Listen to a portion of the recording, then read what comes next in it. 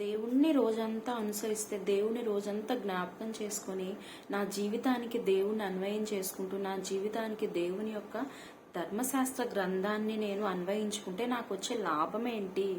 ఏం జరుగుతుంది? నాకు టైం వేస్ట్ కదా.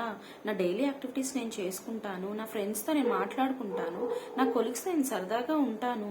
నేను ఎందుకు ఎల్లప్పుడూ దేవుడి వాక్యాన్ని నేను ధ్యానం చేయాలి అన్న క్వశ్చన్ నీకు ఉన్నట్లయితే, ఇదిగో దేవుడు మాట్లాడుతున్నాడు. కీర్తనలు 1 గ్రంథంలో, దుష్టుల ఆలోచన చొప్పున నడువక, పాపుల మార్గమున కూర్చుండక, అపహాసకులు కూర్చుండు చోటను కూర్చుండక, యెహోవా ధర్మశాస్త్రముందు ఆనందించుచు దీవారాత్రము దానిని ధ్యానించువాడు ధన్యుడు. అతడు నీటి కాలువల యోరను నాటబడినదై ఆకు ఆడక తన కాలమందు ఫలమిచ్చు చెట్టు వలె నుండును. అతను చేయునదంతయు సఫలమగును. మరి మీకు ఇప్పుడు అర్థమైందా? ఎల్లప్పుడూ ఆయన వాక్యాన్ని ధ్యానం చేస్తూ, ఆయన్ని మన జీవితానికి అన్వయించుకుంటూ మనం ఉంటే మనం ఎలా ఉంటామంట, ఒక నీటి కాలువల యోరన నాటబడిన చెట్టు ఎలాగైతే ఎప్పుడు ఫలిస్తూ ఎప్పుడు గ్రీన్ గా ఉంటుందో, ఇతరులకు ఆశీర్వాదకరంగా, మనం ఆశీర్వాదకరంగా మనము ఉంటామంట. మనం చేసేదంతా సఫలమవుతుందంట. మరి ఇప్పుడు మనం తెలుసుకున్నాం కదా. మరి దేవుడు చెప్తున్నాడు, నువ్వు ఫలించాలంటే, నువ్వు చేసే ప్రతి కార్యంలో నువ్వు సఫలత చూడాలంటే నువ్వేం చేయాలి?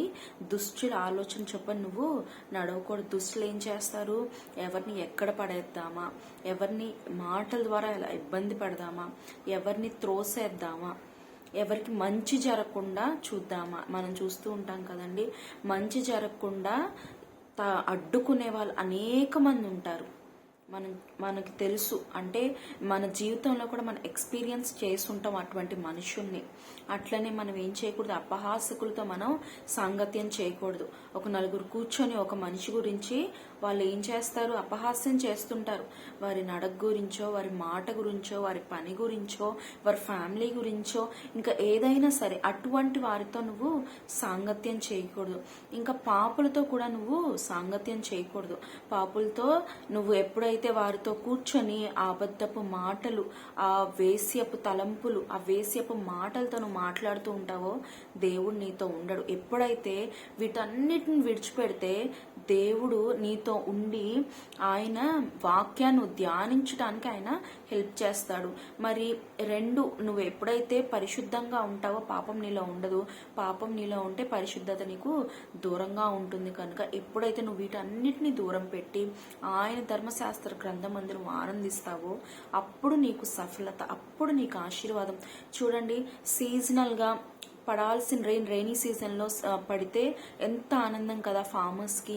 మరి సమ్మర్లో రావాల్సిన ఎండ సమ్మర్లోనే వస్తే ఎంతో బాగుంటుంది. కానీ ఈ రోజులో ఏమైపోతుంది?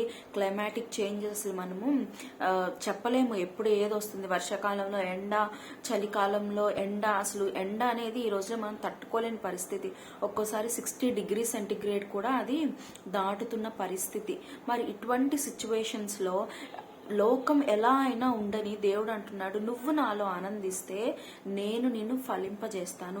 దేని కాలమంది ఏది కావాలో అది నేను నీకు ఇస్తాను.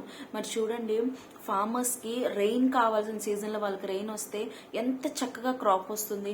వాళ్ళు కోసే సమయంలో, కోత సమయంలో, రీపింగ్ టైంలో వర్షాలు పడకుండా, ఇప్పుడు సంక్రాంతి ఆ టైంలో ఏమైతుందండి?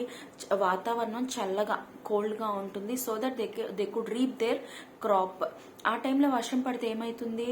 ఎక్కువ పాడైపోతాయి పంటలు. మరి ఏ కాలంలో అది వస్తే వారు చాలా సంతోషంగా ఉంటారు.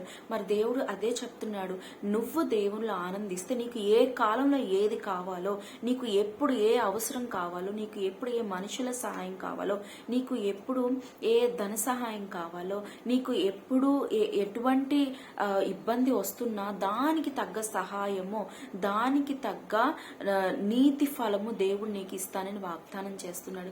మరి ఆనందిస్తావా? ఆయనలో ఉంటావా? దుష్టులతో సాంగత్యం చేయవు కదా. ఎందుకంటే దేవుడు ఇవాళ నిన్ను అడుగుతున్నాడు, నువ్వు నాతో ఉండు, నేను నిన్ను సఫలపరుస్తాను. నువ్వు నాతో ఉండు, నేను నిన్ను ఫలింపచేస్తాను. ఎలా ఫలింపచేస్తాను? ఏ టైంలో నీకు ఏది కావాలో, నీకు ఒక టైంలో నీకు ఒక మాట సహాయం కావాలి, ఆ సహాయం నేను పంపిస్తాను. నీకు ఒక టైంలో ఆదరణ కావాలి, నేను పంపిస్తాను. నీకు ఇంకో విషయంలో ఇంకో సమాధానం కావాలి, నేను పంపిస్తాను. నీకు శాంతి కావాలి, నేను ఇస్తాను. నీకు ఏ విధమైన హెల్ప్ అయినా, నీకు ఏదైనా ఈ సీజన్లో నీకు తినాలని ఉందా, ఆ చిన్న విషయంలో కూడా నేను నీకు సహాయం చేస్తాను.